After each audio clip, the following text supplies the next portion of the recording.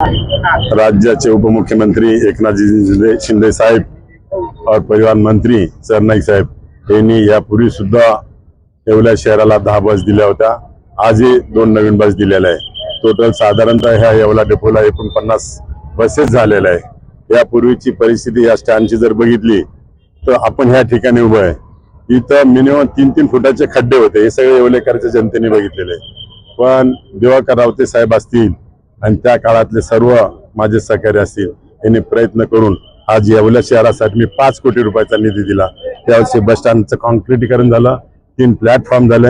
आता परत 56 कोटी रुपये मंत्रिमंडळात मंजूर झालेले, 56 कोटीचं काम सुद्धा येवला आणि लासंगाव इथे चालू होणार आहे। या ठिकाणी जे आमचे विद्यार्थी असतील, वयस्कर वृद्ध असतील, हे यांना बसण्यासाठी जागा नव्हती, त्याच्यासाठी 3 प्लॅटफॉर्म तयार केले।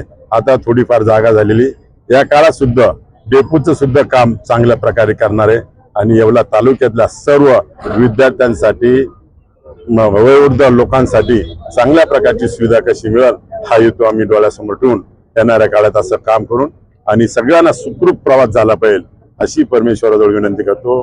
जय हिंद, जय महाराष्ट्र।